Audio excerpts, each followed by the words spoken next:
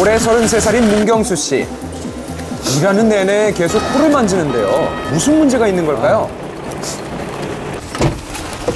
차에 타자마자 마치 기다렸다는 듯이 코를 푸는데 영 시원치 않습니다. 숨이 아예 입으로 마셔야 돼요. 코 막힘이 심해지고 콧물이 많이 나고. 답답하시겠네요. 며칠째 계속된 코감기 증상으로 결국 병원을 찾았는데요. 왼쪽에 코 점막도 지금 요 시점에는 굉장히 좀 부어 있는 거예요. 코 안쪽에 점막도 부어 있고 염증이 있어서 분비물도 나오고 그런 비염 소견을 보이죠. 경수 씨를 괴롭히던 코막힘과 콧물은 감기가 아닌 비염이었던 것. 예. 현재 꾸준히 늘어나고 있는 비염 환자. 5년 전과 비교해서 약 32%가 증가했습니다. 특히 가을철인 9월과 10월에 집중돼 있는데요. 도대체 그 원인은 뭘까요? 네. 네, 화요일의 건강전도사 오한진 박사님 나오셨습니다. 어서 오십시오. 안녕하세요. 안녕하세요. 자, 코 계속 푸시는 분들 보면요. 본인도 고통스러우시겠지만 사실 주변 사람들은 좀 안타깝거든요. 네. 자, 환절기 되면 이런 분들 부쩍 많이 늘죠. 왜 그렇습니까? 가장 큰 원인은 아무래도 큰 일교차와 건조한 날씨 때문이겠죠. 예. 아침 저녁 날씨와 그다음에 낮 기온이 큰 차이가 나다 보면 우리 예. 몸의 자율신경의 균형이 깨지게 됩니다. 네. 이렇게 되면 코점막 속에 있는 혈관이나 신경세포가 과민하게 반응하게 되는데요. 이러면서 이제 여름 내내 코 속에 있는 점막이 촉촉하게 유지 잘 되던 것이 급격하게 건조하면서 길가에 나 있는 돼지풀이나 쑥 같은 것의 꽃가루에 아주 과민하게 되면서 알레르기성 비염이 발생하게 되는 겁니다. 지금이 딱 심해질 시기네요. 그렇습니다. 근데 보통 이제 콧물 나면 감기겠지 해서 감기약만 챙겨 먹는단 말이에요. 네. 이거 어떻게 구분할 수 있을까요? 감기는 알레르기성 비염과 다르게 전신 증상이 나타납니다. 열이 나거나 근육통 같은 것들이 나타날 수가 있죠. 이 알레르기성 비염은 콧물만 나는 것이 아니라 코나 눈이 가렵고 이런 증상이 같이 나타나죠. 예. 네. 또 이런 가려운 증상이 오랫동안 지속이 된다면 이 알레르기성 비염을 의심해 봐야 되는데요. 문제는 이 알레르기성 비염은 단순히 비염으로만 끝나지 않는다는 겁니다. 어떤 문제가 있는지 함께 보시죠.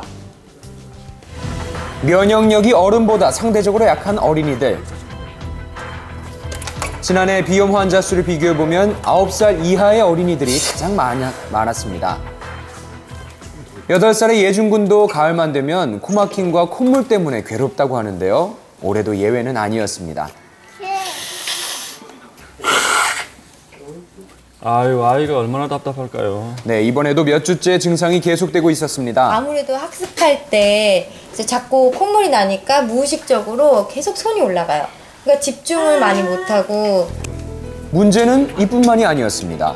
계속된 비염이 눈까지 영향을 준 상황. 아, 눈 크겠다. 괴롭겠네요. 됐어? 깜빡깜빡. 눈이 간지럽고요. 코가 많이 나와요. 증상이 심하네요. 알레르기성 비염, 코 속의 건강을 해치고 다양한 질병까지 초래할 수 있습니다.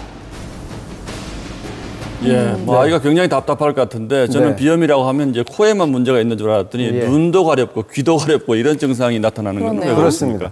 이 알레르기성 비염은 오랜 시간 방치할 경우에는 축농증이나 만성 비염으로 발전할 수가 있고요. 예. 또는 중이염이나 결막염까지 유발을 할 수가 있습니다. 그렇기 때문에 초기에 빨리빨리 치료를 해주는 것이 중요하고요. 네. 또 이 알레르기성 비염을 가진 환자들은 천식이 발생할 확률이 일반 사람의 5배가 넘는 것으로 알려져 있습니다. 네, 아이들이 많이 걸리니까 더 속상할 것 같은데 이 알레르기 비염이 혹시 전염이 되는 건 아니죠? 결론부터 말하면 전염이 되지는 않습니다. 그러면은 다행인데 혹시 유전적인 영향도 있는 건가요? 그럼요. 알레르기성 비염은 유전적인 요인이 있습니다. 그래서 부모 중 한 명이 알레르기 비염을 가지고 있는 경우 또는 알레르기성 질병을 가지고 있는 경우에 알레르기 비염이 발생할 확률이 약 50% 정도가 그래요. 되고요.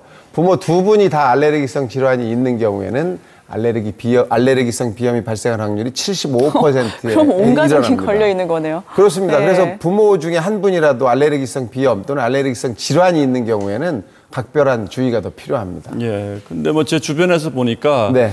한꺼번에 이제 완치가 잘 되고 그런 것 같지는 않고 계속 반복해서 발병을 하는 것 같은데 네. 평소에 어떻게 관리를 하는 것이 좋습니까? 네, 이 알레르기성 비염은 주변의 환경의 영향을 많이 받습니다. 그래서 환경을 정결하게 하거나 네. 관리를 잘 한다면 알레르기성 비염에서 벗어날 수가 있죠. 또 코를 심하게 푸는 경우를 많이 볼 수가 있는데요. 네. 이렇게 되면 코점막이 상처가 나거나 파열이 될 수 있습니다. 그래서 살살 콧물을 닦아주는 것이 훨씬 더 중요합니다. 외출할 때는 마스크를 좀 쓰시거나 또는 들어오실 때는 온몸을 좀 털어서 알레르기를 유발하는 물질들을 털어내는 것이 또 알레르기 비염을 예방하는 한 방법이고요. 또 손을 잘 씻는 것도 굉장히 중요하겠습니다. 네.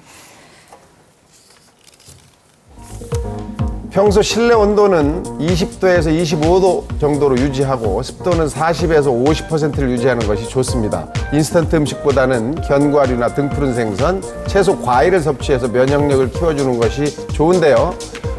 무엇보다도 손을 깨끗이 씻어서 주변 환경을 청결하게 해주는 것이 중요합니다. 네. 한번 발생하면 치료가 어려운 알레르기성 비염, 평소 관리를 잘해서 건강한 가을 보내시기 바랍니다. 네, 청결 유지